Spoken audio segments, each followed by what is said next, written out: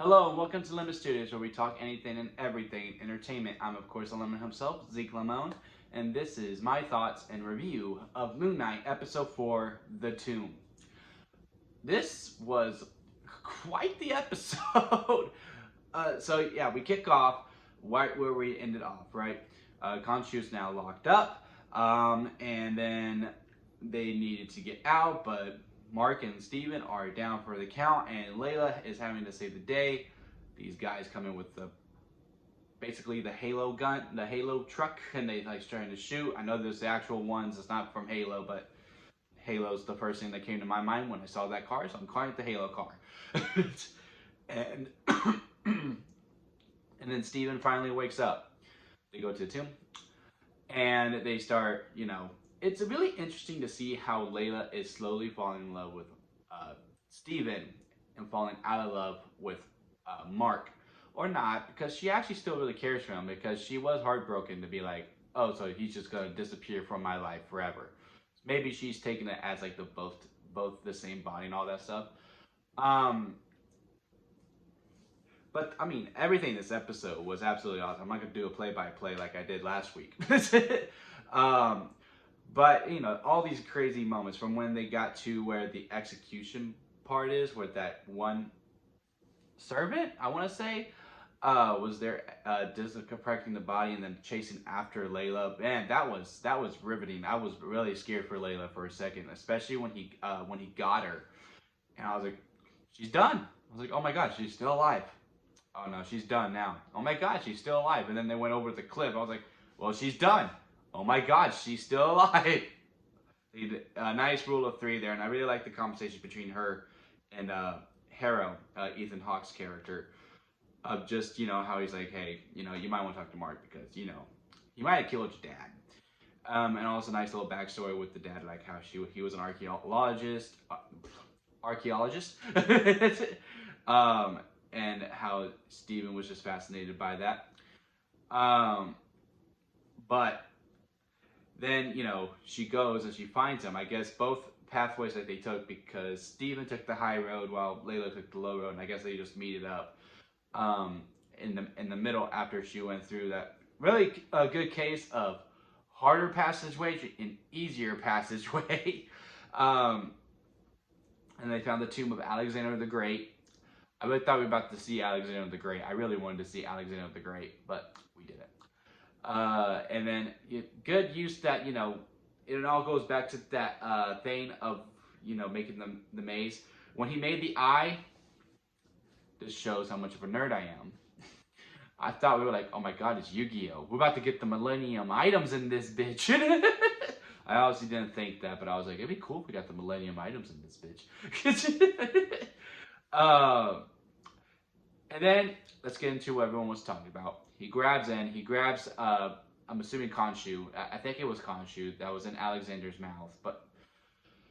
And then Layla comes in, and then they have this conversation. Mark actually gets the body because, like Steve was like, yeah, no, you need to take care of this. Also, a very funny moment when Steven does kiss Layla, and then Mark punches him in the face. That was a really good moment. So they have the conversation. If I had to think of one bad thing for the episode, I feel like I have to. But if I had to think of one bad thing, because no episode's perfect, it's that. I was like, this is not the time for the conversation. I feel like Layla would have been like, all right, let's get out of here first.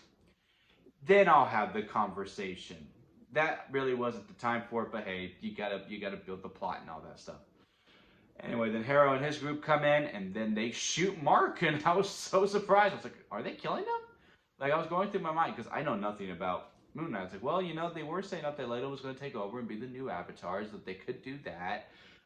And then, they wake up that I'm assuming is in Mark's psyche, and we got the confirmation that it's Mark that controls, that it's Mark's body. He made Steven, because they're watching a movie, a very bad B movie that really fits within a show, within a movie, or a movie within a show type aspect of it, where this badass archaeologist named Stephen Grant is going through all these things, and everyone's like, all right, Mark, you watch this movie I don't know how many times. Then he go visits the head person of the psychiatric hospital, which again I just think is in his mind. I don't really think that's actually Hera or Ethan Hawke's character. Like he's just trying to come to. And then they meet. Steven and Mark meet face to face, and you could tell who's who, not just by the clothing they're wearing, but like just by like how they were acting. Like I knew exactly who Steven was. I knew exactly who Mark was. And this crazy ass ending with this hippo in Egyptian wear comes out and just goes, "Hi!" and they scream. I kind of wish, because they foreshadowed it a little bit in episode 1, right? Where there was the hippo slippers, and I believe the name is Herald. I'm totally butchering it because that sounds more masculine than it does feminine.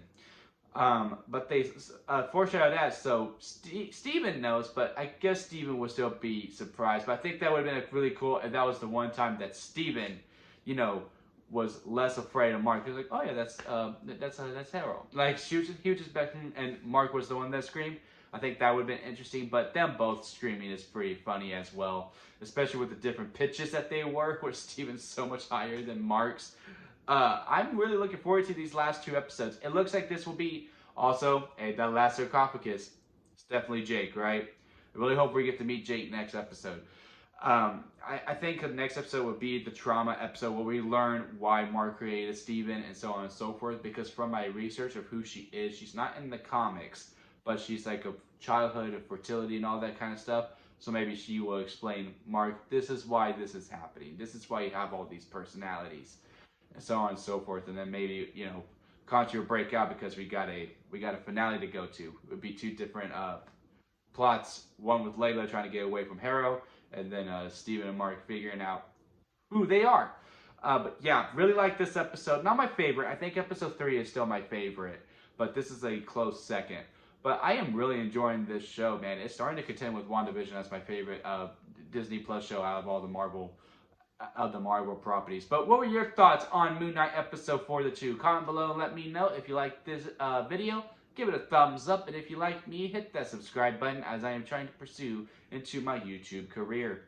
And that'll be it for me, guys. I'll see you here next time at Lemon Studios.